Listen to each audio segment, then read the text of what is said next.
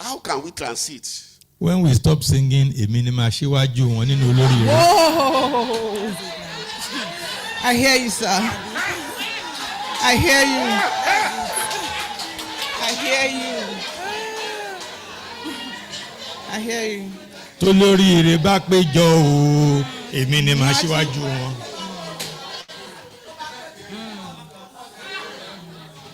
Haven't olóríire. Why do you want to be the first olóríire? Is olóríire not enough? Oh, God.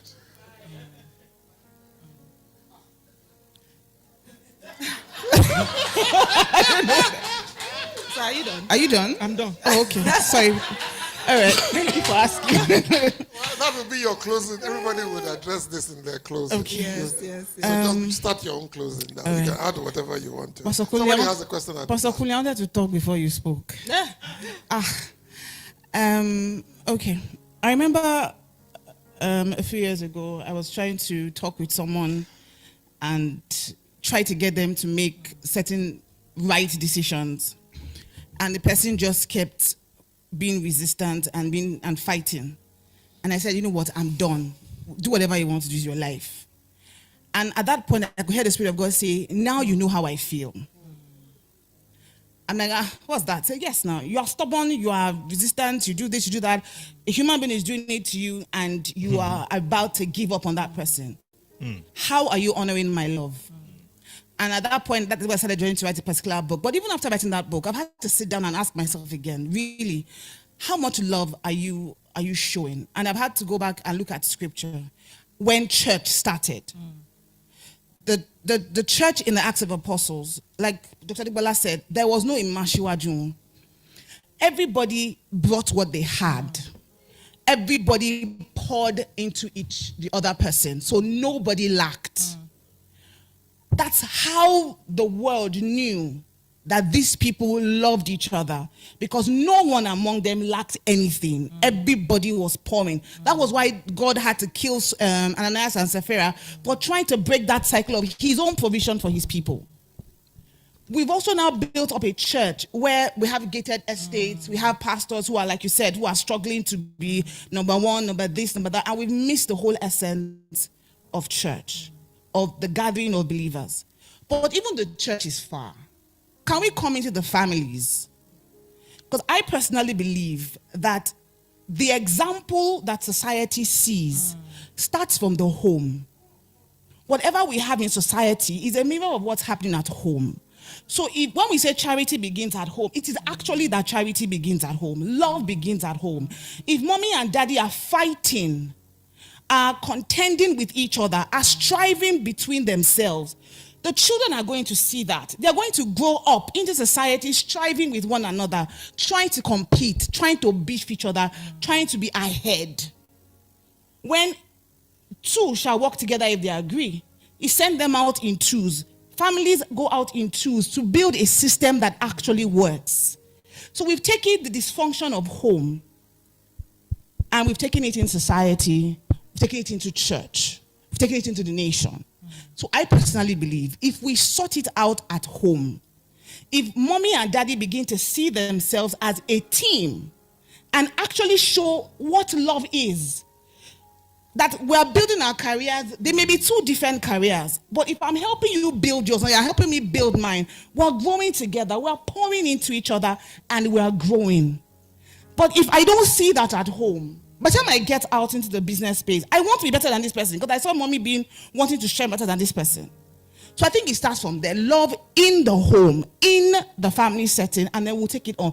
Adam and Eve, one of the reasons I used to ask, why did God say what he said to Eve? He told Eve, said, because your desire was to be above him.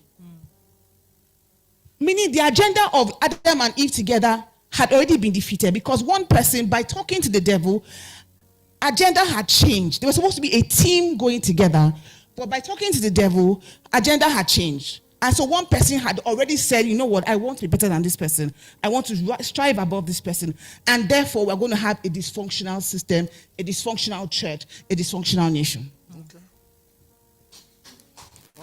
All right. Any of you want to? So, I mean, from my side, I think that, or one of the things I see are the worrying elements. Sometimes, the economic systems we live in, because Pastor Kunle gave examples of Britain, gave examples of Dubai, and then comparing it to Nigeria. Capitalism has a role to play in some of these things. And even the Bible tells us about, it says, to who he that has, you understand, and he that hath not. He said, the one that has not, even the little that he has will be taken away from him. That's a system of oppression. We don't really fully appreciate how, the effect of being raised in an oppressive culture. I think it's Fanon who said that, the culture of the oppressed is oppression. So it just becomes a well-oiled machine. Yes, it's just, in repetition, right? These societies that we even admire have come from histories, feudal societies, even England. What they just did is, their reformist era, they're still lords, or they're still aristocrats, who are mining and extracting higher value than they give to, the commoner. But the point is, they arrived at a welfare system that keeps the commoner comfortable. Gave him all the 7 Maslow, at least the 5. If he doesn't self-actualize, that's his business. But feed, he's not going to go without house, you understand? They've sorted all those basics out. I do believe that Africa had similar systems, I know that, yes, we had monarchies, we had kings. But when we study our communal societies, our socialist ways of living, we had similar, and we still see it fighting with capitalism, because unlike there where you see mentally ill or homeless people, we were talking, I think it's Dr. Adibola that talked about it, I don't know when, maybe last week, but we talked about how their housing system has completely collapsed. For us, that you are homeless, there's an uncle that will house you, there's a relative that will house you. So we have our informal systems. I say this so that we don't truly fully demonize ourselves. We do have systems that express love. But those systems are at war with a modern imposition of capitalism, where he that has the capital, do you understand, extracts the highest value and then expresses it in the greatest monuments.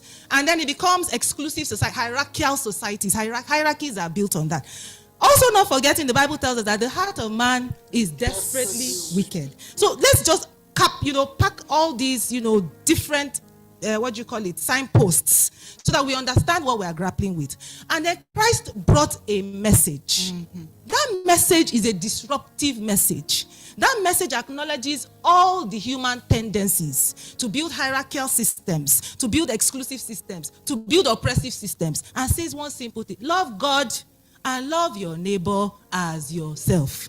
If we practice those things, and that's why it still cannot be removed from this small, she brought it down to family.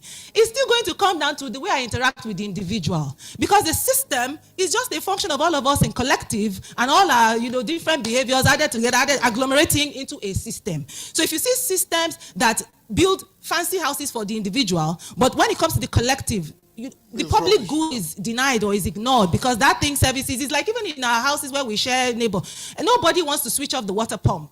You understand? Nobody wants to. It's somebody's individual burden, and all of us as Christians are guilty. And you have to bear in mind that it's a function of how you are being raised. That's why I said, when you come into contact with God's gospel, the first task you have as a Christian is put yourself on a chair. That's right. And examine your weakness, so that that is where you'll be seeking God's help to climb out of those weaknesses. We have been raised within a construct. It has programmed us. We are creatures of programming.